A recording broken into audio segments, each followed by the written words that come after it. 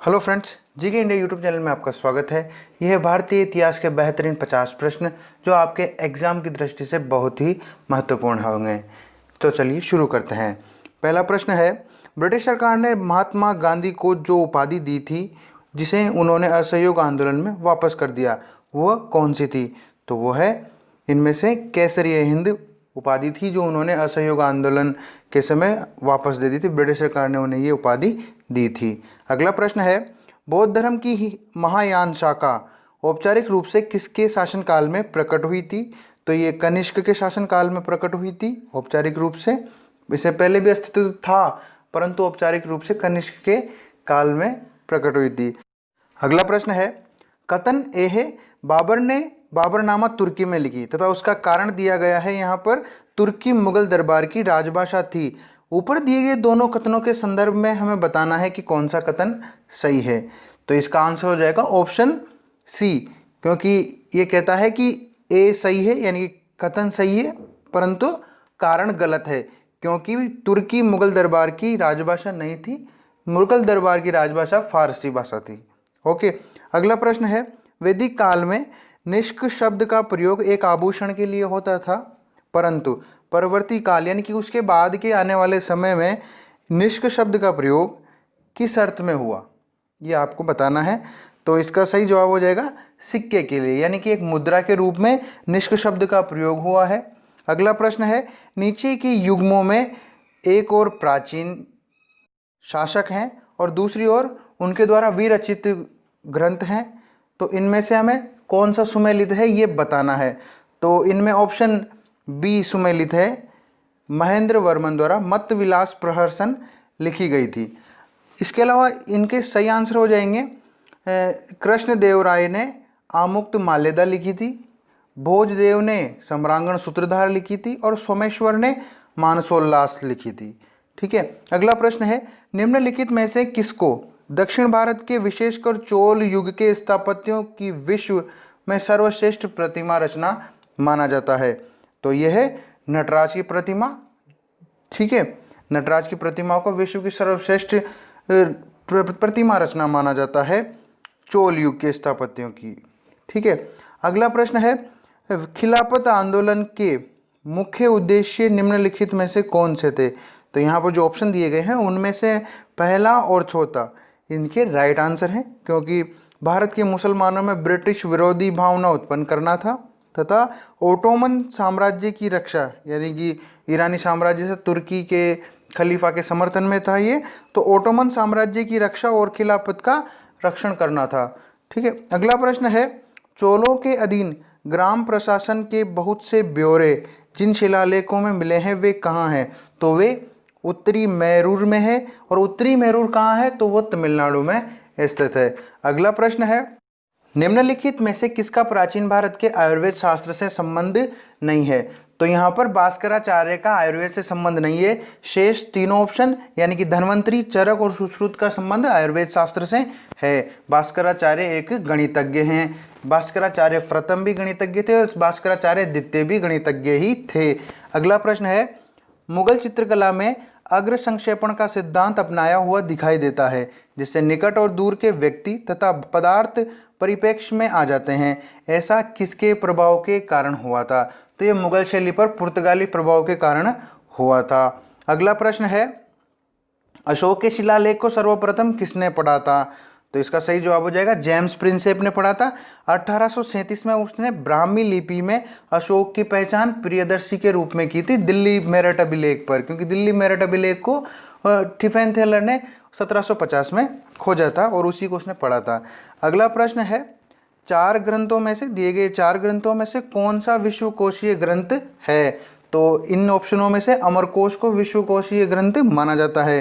अगला प्रश्न है, एक अवतरण दिया हुआ है, एक गद्यांश दिया हुआ है छोटा सा, इसके बारे में हमें थोड़ा डिस्कस करना है। तो गद्यांश कुछ इस प्रकार है कि अपने लगभग 30 वर्ष के व्यापक यात्री जीवन में उसने पूरी गोलार्ध के विस्तृत भूभाग की यात्रा की, उस विशाल भूभाग को देखा और जिसमें आज कोई 40 देश आते हैं, यानी कि जिस देश भूभाग की यात्रा की उसमें आज अभी वर्तमान में 44 देश आते हैं और कुल मिलाकर लगभग 73,000 मील की दूरी चलकर पार की, यानी कि लगभग 1 लाख किलोमीटर कह सकते हैं इसे हम। पूर्व आधुनिक काल का संसार का सबसे बड़ा वह यात्री कौन था, जिसके बारे में ये गद्यांश है, जिसका ऊपर अवतरण दिया हुआ है। तो इसका जवाब हो जाएगा फाहियान। फाहियान के बारे में है ये। उसने 44 आज के 44 देशों की यात्रा की थी और 73,000 मील वह चला था पैदल। भारत वो स्थल मार्ग से आया था और जल मार्ग से गया था, यानी कि ताम्रलिप्ति बंदरगाह से गया था और कंधार सिंध की होते हुए वो भारत में प्रवेश किया था उसने। अगला प्रश्न है, निम्नलिखित में से किसने भारत में प्रसिद्ध पारसी त्योहार नौरोज का आरंभ किया था? तो नौरोज फारसी यानी कि ईरानी सभ्यता का त्यौहार है, ईरान से लिया गया था और बलबन के टाइम लिया गया था ये। तो इसका सही जवाब हो जाएगा बलबन। बलबन ने ईरानी कैलेंडर के थ्रू लिया था ये। अगला प्रश्न है, भारत में जिस प्रथम राजनीतिक संगठन की स्थापना हुई 1838 में, उसका नाम क्या था? तो उसका नाम है जमींदारी एसोसिएशन, जिसकी स्थापना 1838 में हुई थी। अगला प्रश्न है, दादाभाई नौरोजी द्वारा प्रतिपादित अपवाह सिद्धांत की सही परिभाषा किस कथन में है? दिए गए 4 कथनों में से किस कथन में अपवाह सिद्धांत की परिभाषा है? तो ऑप्शन 20 का राइट हो जाएगा। भारत की राष्ट्रीय संपदा का एक भाग अथवा कुल वार्षिक उत्पादन ब्रिटेन को निर्यात कर दिया जाता है और जिसके लिए भारत को कोई वास्तविक प्रतिफल नहीं मिलता है, यानी कि भारत से संपत्ति या उत्पाद विदेश में जाते तो हैं ब्रिटेन में, परंतु इसके बदले में भारत को कोई राशि प्राप्त नहीं होती है। ये है अपवाह सिद्धांत दादाभाई नौरोजी का। अगला प्रश्न है, भारत में आधुनिक शिक्षा प्रणाली की नींव किससे पड़ी थी? तो इसका जवाब हो जाएगा ऑप्शन बी, सन 1835 के मैकाले के स्मरण पत्र द्वारा भारत में आधुनिक शिक्षा की नींव पड़ी थी। अगला प्रश्न है, निम्न में से पिछड़े वर्गों का उत्थान किसका मुख्य कार्यक्रम था? तो पिछड़े वर्गों के उत्थान के विशेष कार्यक्रम आर्य समाज का था। अगला प्रश्न है, महात्मा गांधी के राजनीतिक जीवन की घटनाओं को कालक्रम के अनुसार जमाना है। तो इसका सही जवाब हो जाएगा 1, 2, 3, 4, यानी कि जिस प्रकार ये रखी हुई हैं उसी प्रकार इनका सही आंसर है। पहले हुआ था चंपारण सत्याग्रह 1917 में और 2017 में इसने 100 साल पूरे हुए थे हाल ही में इसके, ये भी एग्जाम में प्रश्न पूछा गया था। इसके बाद है अहमदाबाद मिल हड़ताल जो 15 मार्च 1918 में हुई थी और ये मिल के जो कर्मचारियों ने 15% बोनस की मांग के लिए की थी। अगला है खेड़ा आंदोलन, खेड़ा सत्याग्रह जो जून 1918 में हुआ था और असहयोग आंदोलन 1920 में शुरू हुआ था। अगला प्रश्न है, अंग्रेजों ने रैयतवाड़ी बंदोबस्त कहाँ लागू किया था? तो दिए गए ऑप्शनों में बम्बई व मद्रास प्रेसिडेंसी में ये रैयतवाड़ी बंदोबस्त लागू किया था। बात करें रैयतवाड़ी बंदोबस्त की तो ये 1820 में मद्रास के गवर्नर टॉमस मुनरो ने सर्वप्रथम मद्रास के 12 महल जिले में लागू किया था और तथा बम्बई और मद्रास प्रेसिडेंसी के अलावा इसे असम के कुछ भागों में भी लागू किया गया था। अगला प्रश्न है, महात्मा गांधी को सर्वप्रथम राष्ट्रपिता किसने कहा था? तो उन्हें सर्वप्रथम राष्ट्रपिता सुभाष चंद्र बोस ने कहा था। अगला है, भारत में चांदी की उपलब्धता के प्राचीनतम साक्ष्य कहाँ मिलते हैं? तो ये हड़प्पा संस्कृति में मिलते हैं। अगला प्रश्न है, संबलपुर के अनेक ब्रिटिश विरोधी विद्रोहों का नेता कौन सा था? यानी कि संबलपुर में जो विद्रोह हुए उनका नेता कौन था? तो इसका आंसर हो जाएगा सुरेंद्र साई। दिए गए ऑप्शनों में तो सुरेंद्र साई ही इसका आंसर होगा। अगला प्रश्न है, बौद्ध धर्म की महायान व हीनयान संप्रदायों में सर्वाधिक मौलिक अंतर निम्नलिखित में से कौन सा है? तो इसका जवाब हो जाएगा देवी देवताओं की पूजा, यानी कि सर्वाधिक अंतर जो यहाँ ऑप्शनों में है तो वो है देवी देवताओं की पूजा में अंतर माना जा सकता है इन ऑप्शनों के अनुसार। तो अगला प्रश्न है, श्रवणबेलगोला में गोमतेश्वर की मूर्ति का निर्माण किसने करवाया था? तो ये मैसूर के गंगवंशीय शासक चामुंड राय ने 10वीं सदी में इसका निर्माण करवाया था और ये मूर्ति 17 मीटर ऊंची है। श्रवणबेलगोला में ही मौर्य वंश के संस्थापक चंद्रगुप्त मौर्य ने संलेखना पद्धति द्वारा अपने प्राण त्यागे थे। अगला प्रश्न है, चंपारण संघर्ष में निम्नलिखित में से किन्होंने महात्मा गांधी का साथ दिया था? तो इनमें से महात्मा गांधी के समर्थक मात्र राजेंद्र प्रसाद व अनुग्रह नारायण सिन्हा थे। अगला प्रश्न है, निम्नलिखित में से कौन सी प्रथा वैदोत्तर काल में प्रचलित हुई? तो इसका जवाब हो जाएगा ब्रह्मचर्य, गृहस्थाश्रम, वानप्रस्थ तथा संन्यास ये प्रथा वेदोत्तर काल में प्रचलित हुई थी। अगला प्रश्न है, महाराजा रणजीत सिंह की राज्य की राजधानी कौन सी थी? इसका जवाब हो जाएगा लाहौर महाराजा रणजीत सिंह की राजधानी थी। अगला प्रश्न है, गांधार शैली की मूर्ति कला में बुद्ध के सारनाथ में हुए प्रथम धर्मोपदेश से संबंध प्रवचन मुद्रा का नाम क्या था? जो प्रथम उपदेश हुआ था जिसकी प्रवचन मुद्रा का नाम क्या था? तो इसका जवाब हो जाएगा धर्मचक्र। अगला प्रश्न है, निम्नलिखित में से कालिदास का उल्लेख किस में है?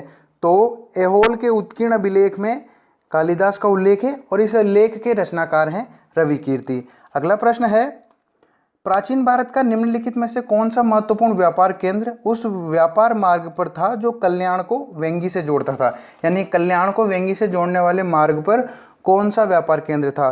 तो तगर या तगारा नामक स्थान कल्याण तथा वेंगी को जोड़ता था। कल्याण चालुक्यों की राजधानी थी तथा वेंगी पूर्वी चालुक्यों की राजधानी थी। अगला प्रश्न है, संस्कृत नाटकों में सामान्य पात्र विदूषक का प्रयोग किस वर्ण के लिए हुआ है?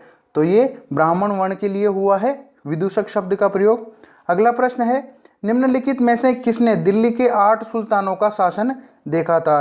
तो दिल्ली के नासिरुद्दीन से लेकर ग्यासुद्दीन तुगलक तक का शासन अमीर खुसरो ने देखा था। ये नासिरुद्दीन के समय दिल्ली में आया था और ग्यासुद्दीन तुगलक के समय तक रहा था। अगला प्रश्न है, राज्य के खर्च पर हज की व्यवस्था करने वाला पहला भारतीय शासक कौन था? तो इसका जवाब हो जाएगा फिरोज शाह तुगलक इस प्रकार की व्यवस्था करने वाला पहला भारतीय शासक था, यानी कि राज्य खर्च पर हज की व्यवस्था करने वाला।